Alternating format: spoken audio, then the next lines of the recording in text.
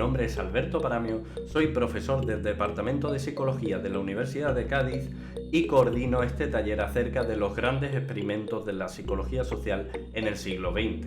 En la actualidad somos conscientes de que el foco de la psicología se ha ido a otros ámbitos como el ámbito clínico y a otras disciplinas y ramas como podría ser la neuropsicología, pero durante el siglo XX multitud de diferentes paradigmas competían tanto por acaparar el foco de la investigación como el foco mediático dentro de la psicología.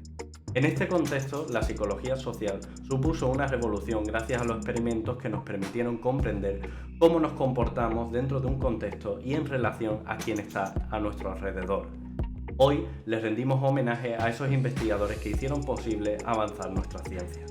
El primer experimento que nos ocupa tuvo lugar entre los años 1968 y 1972 y está considerado como uno de los experimentos más polémicos del siglo XX.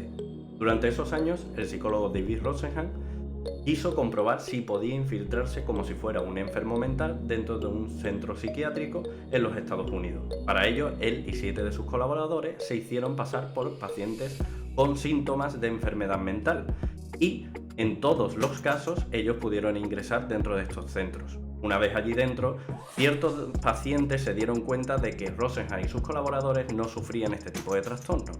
Todavía no se conoce muy bien por qué, pero sin embargo los enfermeros, médicos y psicólogos del centro no fueron capaces de identificarlo. Esto permitió a Rosenhan pasar allí muchísimo tiempo en el que tuvo que esquivar cómo tomar la medicación y cómo relacionarse con el resto de los pacientes. Cuando el experimento hubo concluido y demostraron que podían permanecer dentro del centro y que habían sido ingresados y que seguían con la rutina de fármacos y terapias con normalidad como el resto de pacientes, llegaba el momento de salir y para ello tanto Rosenhan como sus colaboradores no podían decir que habían engañado o que habían intentado colarse ahí, sino que simplemente los síntomas habían remitido y hacer estas terapias y estos cuestionarios como si los respondieran ellos, sin intentar falsificar o sin intentar simular ningún tipo de trastorno mental. El caso es que una vez consiguieron salir, esto fue una grandísima polémica en los Estados Unidos y Rosenhan dijo que volvería a intentar colarse en los manicomios a través de todos los medios de comunicación y que volvería a dejar evidencia en todos los manicomios. Después de esto, los manicomios, por supuesto, los centros psiquiátricos, reforzaron completamente sus protocolos y rechazaron a miles y miles y miles de personas que creyeron supuestos colaboradores de Rosenhan que intentaban engañarlo y que intentaban poner a prueba su confiabilidad. Resultó que durante este tiempo Rosenhan no había enviado a nadie. Y esto dejó patente que dentro del mundo de la enfermedad mental no había cajones estancos y que muchos de los protocolos y muchos de los dispositivos que se habían añadido para evaluar a estos enfermos mentales no lo hacían correctamente. Y además que aquellos que tenían trastornos mentales podían diferir de un síntoma a otro. En la actualidad, gracias al experimento de Rosenhan, la psicología clínica ha cambiado para siempre. Dentro de los principales manuales como el DSM o el CIE, ya los trastornos mentales no son tan estancos y cada vez se van abriendo en paraguas más y más universales.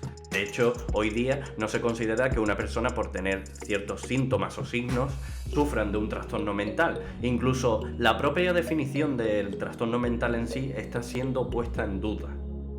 No solo eso, sino que en nuestra sociedad el experimento de Rosenhan demuestra que no hay tanta diferencia entre una persona con trastornos mentales y una persona sin esos supuestos trastornos mentales, sin esas etiquetas. Y esto nos ha facilitado también la inclusión de la figura del psicólogo como alguien que está para aconsejar, para ayudar en ciertos momentos e incluso para intervenir en ciertos trastornos que no tienen por qué ser estancos, sino que simplemente pueden formar parte de un momento vital y volver en otro momento sin que eso suponga que esa persona haya cambiado sobremanera su forma de ser o el modo en el que debe ser visto por la sociedad. Hola, mi nombre es Serafín Cruces, soy profesor de Psicología Social de la Universidad de Cádiz y en esta edición de la Noche de los Investigadores mi compañero Alberto Paramio nos planteó la posibilidad de hacer una serie de vídeos en este formato online en el que este año se está produciendo en relación con determinados experimentos que desde el ámbito de la psicología social habían tenido determinada relevancia o determinado interés para comprender procesos sociales que estamos viviendo en la actualidad. Yo me he decantado por explicaros el experimento de la cueva de los ladrones. Es un experimento de una pareja, un matrimonio, los Sheriff, tanto Muzaffer Sheriff como Caroline Sheriff, del año 1954, creo recordar, en donde se pone de manifiesto la importancia que tiene cómo se conforman los grupos y cómo es importante realizar una serie de actividades para potenciar la cooperación y la colaboración entre los mismos.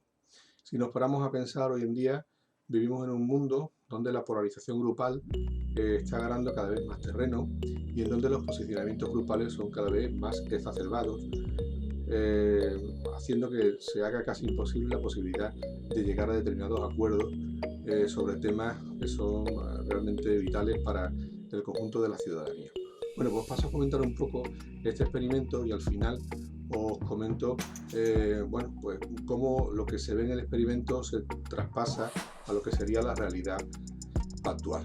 En este experimento se lleva a cabo, ya os digo, en el año 1950 y se produce en un sitio que es en un campamento para Boy Scouts de Oklahoma. Aquí se lleva a este campamento, que el campamento recibe el nombre de la Cueva de los Ladrones, se llevan 22 Boy Scouts en dos grupos, un grupo de 11 Boy Scouts y otro grupo de 11 Boy Scouts. En este experimento, en la primera parte, es consolidar un poco los grupos, ¿no? ¿Qué es lo que se hace? Pues se hace lo que habitualmente los grupos de Boy Scouts hacen cuando van al campo. Un grupo por su parte, que ellos se denominaron unos cascabeles en el sentido de serpientes de cascabel, y otros eran los águilas. Pues hicieron en un principio pues los típicos fuegos de campamento, juegos habituales que se dan en el ámbito de los Boy Scouts, como bueno, pues reparar canoas, nadar, jugar a determinados juegos de pelota, tirolinas, todo ese tipo de cosas, ¿no? De manera que ambos grupos se consolidaban entre ellos a nivel de relación informal y obtenían grandes beneficios sociales, puesto que disfrutaban de esa situación campestre. Ahora bien, en la siguiente fase, lo que se hizo fue poner en contacto a ambos grupos. Aunque estaban en el mismo campamento, había una distancia entre uno y otro grupo de unas 500 millas aproximadamente. Bueno, pues al ponerse en contacto, empezaron a plantearse por parte de los que llevaban el campamento actividades de tipo competitivo. Es decir, en este caso empezaron a aparecer ya una serie de diferencias entre un grupo y otro, porque la realización de actividades competitivas hacía que tú pudieras obtener más beneficio que el otro grupo si obtenías la victoria en dichas actividades. Esto evidentemente generó tensión por parte de los grupos que perdían y empezaron a plantearse situaciones complicadas entre dichos grupos a un nivel de mi grupo en relación al otro ve, o yo veo que el otro grupo es más asqueroso, es más horrendo, me caen fatal, y exactamente igual los del otro grupo con respecto al primero. Tenían la misma valoración unos de otros. Ya os digo que es porque las tareas eran competitivas y los resultados determinaban actividades que para los que ganaban eran muy satisfactorias y para los que perdían podían pasar incluso por pues, no tener algún tipo de postre en la cena o tener menos acceso a beneficios en el campamento, etc. Entonces lo que se planteó es cómo podemos revertir un poco una relación amistosa entre ambos grupos. Se intentó realizar actividades más o menos de contacto entre ellos para poder mejorar dicha relación, pero lo que puso encima del tapete, y esa es la tercera parte del experimento, es el proponer metas que Sheriff denominaba metas supraordenadas o metas de bien común o de génesis que llegara a algo positivo para todos. Se dijo en un primer momento que había una especie de estanque que generaba agua y ese estanque se había estropeado por el uso indebido de una serie de chicos que habían estado anteriormente en el campo. Y se planteó la posibilidad de que ambos grupos trabajaran cooperativamente para poder realizar una mejora en dicho estanco de agua para surtir de agua todo el campamento.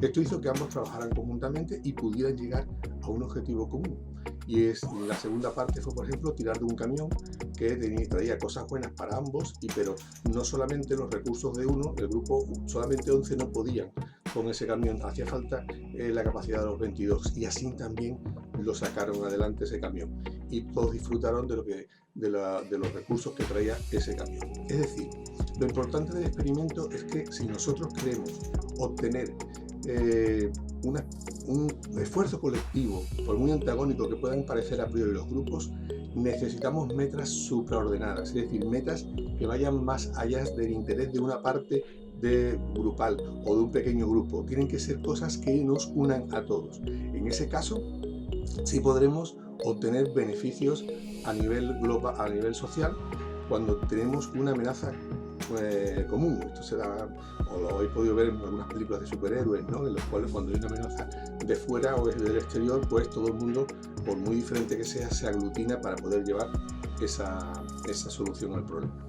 Bueno, en definitiva, yo creo que esta es la idea que os quería dejar un poco clara con relación al experimento de Muzafer Sherif, y de terminar con una frase que le dice Reagan a Gorbachev, y es que usted y yo seguramente nos iría muy bien si pudiéramos tener una amenaza fuera de la Tierra para poder combatirla. Toda la humanidad se uniría para ella.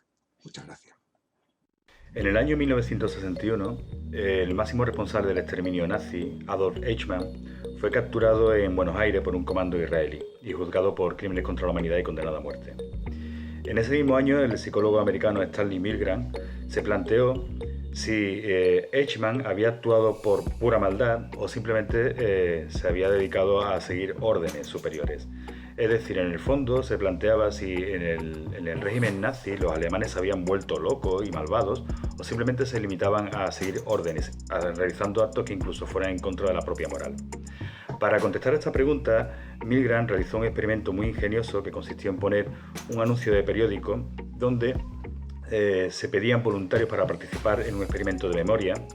En realidad era un experimento de obediencia a la autoridad, y pagándole $4. A estos sujetos se les otorgó el papel de maestros, donde se les decía que tenían que aplicar una serie de descarga eléctrica increciendo a otros voluntarios llamados alumnos cuando fallaran una serie de preguntas que tenían que memorizar. Lo que no sabían los maestros es que esos otros voluntarios, los alumnos, eran falsos voluntarios y que eran miembros del equipo de investigación y que además no estaban recibiendo descarga alguna. Los alumnos estaban entrenados para simular dolor cuando les daba esa supuesta descarga eléctrica. Controlando todo el experimento había un investigador principal con su bata blanca que se limitaba simplemente a controlar la situación y a dar instrucciones generales.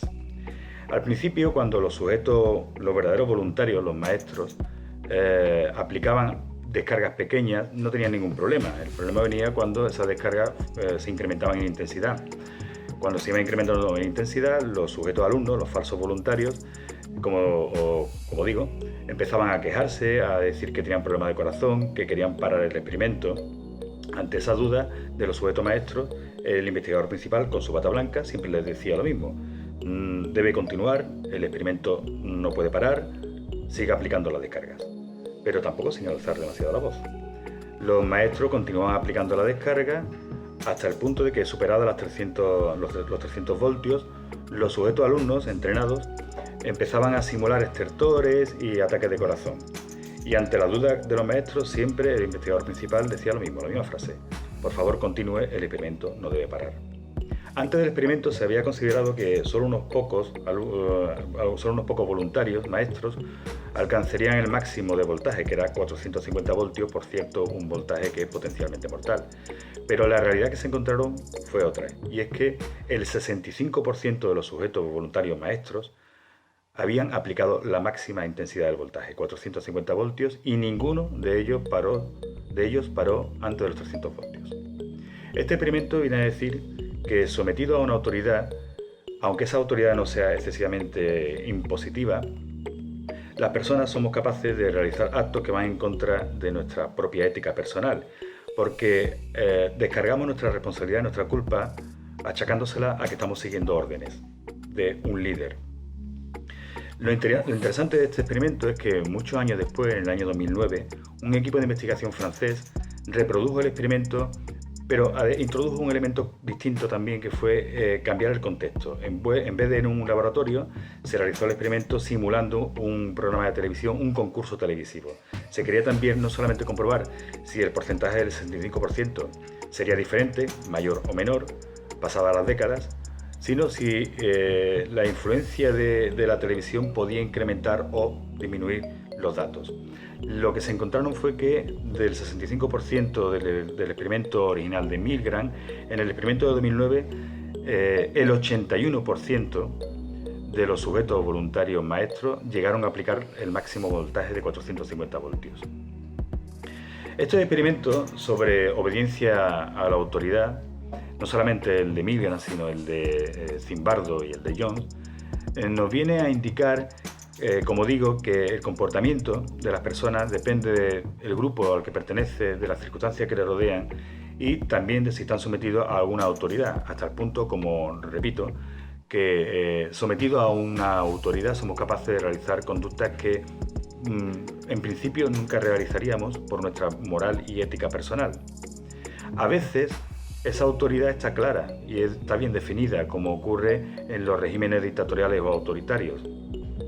Pero en otras ocasiones esa autoridad es más difusa y para referirnos a ella utilizamos conceptos vagos y ambiguos como la administración, las entidades financieras, etc. En ese sentido, para terminar, deberíamos preguntarnos hasta qué punto nuestro comportamiento, realmente somos dueños de nuestro comportamiento o si realmente estamos comportándonos obedientemente a lo que se espera de nosotros. Muchas gracias.